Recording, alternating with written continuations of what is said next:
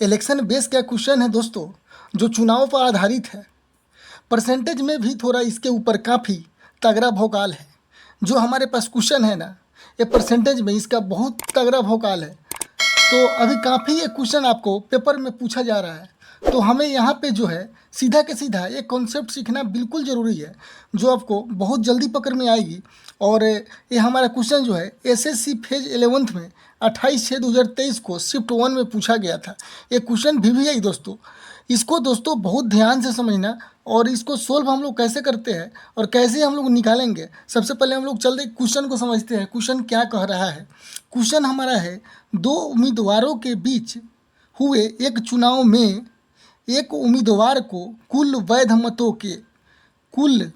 मत जो होता है, मतलब जो वैलिड जिसको बोलते हैं, जो हमारे अधीन में होती है, वो वैलिड मत हो जिसको बोलते हैं, यानी कि वैध मतों के 60% मत प्राप्त हुए।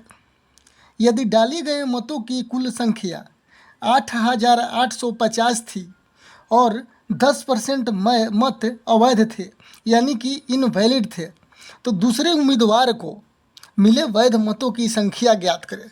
बड़ा प्यारा क्वेश्चन है दोस्तों। इस क्वेश्चन को आप ध्यान से समझना, कहीं मिस्टेक ना करना दोस्तों।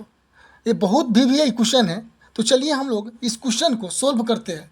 तो दोस्तों ये हमारा ऑब्जेक्टिव क्वेश्चन है। इसको हम लोग सबसे पहले रफ में, जैसे कि हम लोग क्वेश्चन में तो रफ के लिए मिलेगा नहीं, जैसे कि आपको तो डायरेक्ट यहाँ टिक लगाना है ना, कौन सा हमारा टिक होगा। तो कैसे पता चलेगा कि हमारा करेक्ट आंसर ए है, करेक्ट आंसर सी है, करेक्ट आंसर डी है, कैसे पता चलेगा?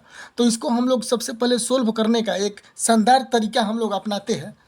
यहाँ हम लोग सबसे पहले लिखेंगे, यदि डाले गए मतों की कुल संख्या 8,850 थी और 10% मत अवैध थे। दो उम्मीदवार के बीच चुनाव हुआ है, तो इस चुनाव में टोटल मत हमारे पास पड़ा है 8,850। तो यहाँ हम लोग लिखेंगे सबसे पहले टोटल मत, यानी कि कुल वोट हमारे पास है 8,850।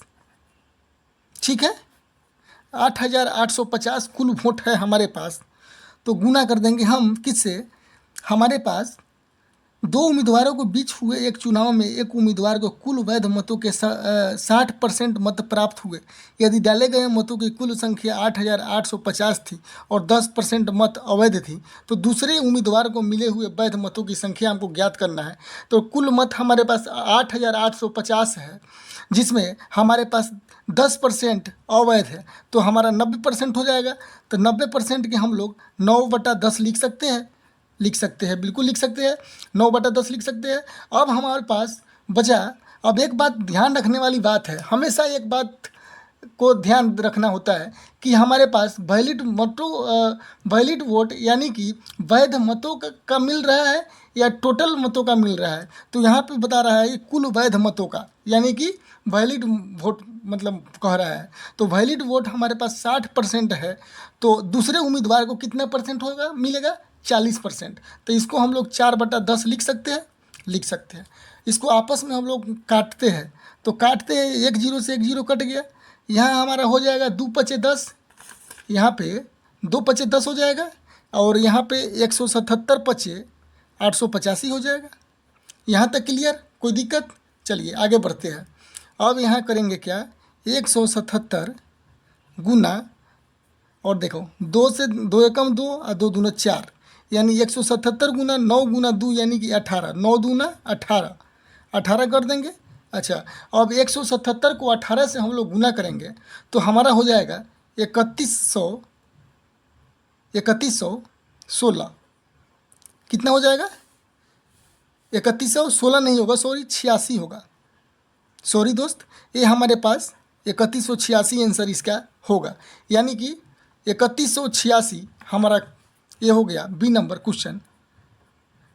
इस क्वेश्चन का आंसर हमारा बी नंबर होगा। इसको ध्यान से समझ लीजिएगा दोस्तों। तो यहाँ अब तक क्लियर है आपको? हाँ, अगर वीडियो कैसा लगा हो कमेंट करके ज़रूर बताएं। लाइक तो बिना कहे ठोक दीजिए। मिलते हैं एक और वीडियो में कल दोपहर 2 बजे। जब तक के लिए जय हिंद।